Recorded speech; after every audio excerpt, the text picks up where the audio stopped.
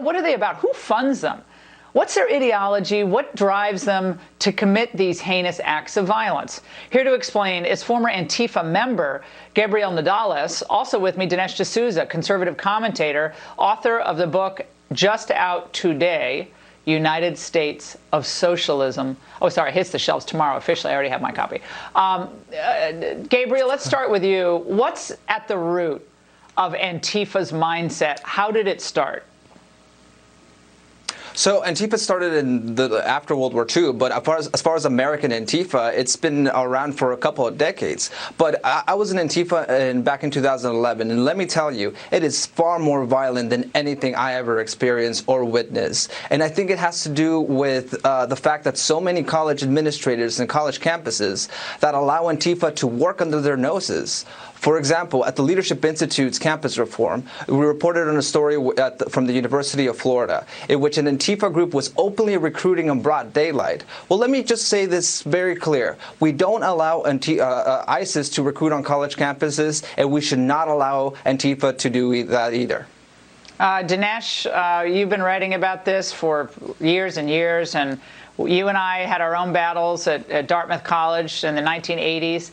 But even with what we saw, I don't think either of us imagined this is where college campuses were going to go to, where you have violence in the streets.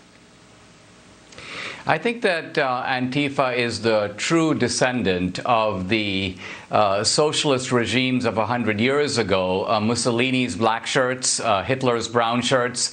These are paramilitaries that these socialist leaders needed in order to achieve political objectives that couldn't be achieved any other way. So the purpose of Antifa is to ultimately intimidate, to beat you into submission. And the dirty little secret is that powerful people in Hollywood, in academia, and the media believe that they need a paramilitary.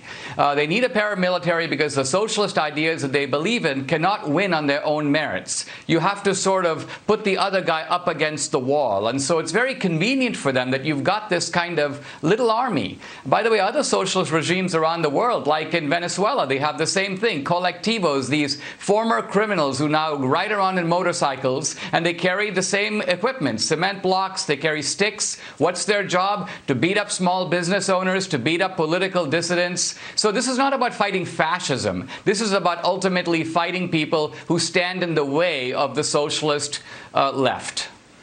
This is what the Raleigh police chief said, I think this was today or yesterday, about what was going on with police and defending businesses. Watch. A building, a window, a door, the property within it can easily be replaced. But for a person who's had officers shot, and more recently than not, I will not put an officer in harm's way to protect the property inside of a building. So, Gabriel, if American citizens believe that their life's work will just be left to whoever wants to smash the first window, then what are they going to, well, what faith do they have in our institutions? Back to Dinesh's point of undermining our faith in democratic institutions and civil government. Well, I think Dinesh had it exactly right. Antifa pretends to be about fighting fascism, but then they define fascism as basically anything that does not conform with a radical leftist agenda, which goes back to exactly what President Trump is doing. I'm incredibly happy that he finally declared Antifa a domestic terrorist organization, because that really helps fight against this false narrative that Antifa is fighting anything but for their failed leftist socialist ideology.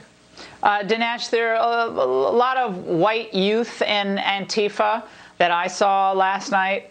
You could see them pouring into the city. They were coming in late, right near the curfew point. And people like Keith Ellison, Attorney General of Minnesota, claiming he doesn't really know much about Antifa today. We don't have to play a soundbite, but he's feigning ignorance about Antifa. Do you buy that?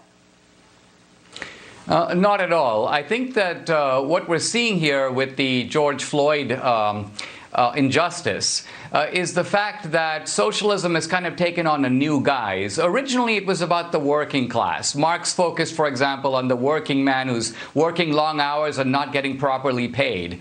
But if you look at the left today, they don't focus much on the working class. In fact, they've kind of lost the working class. A working class guy is more likely to be spotted at a Trump rally. So now they focus on racial grievance.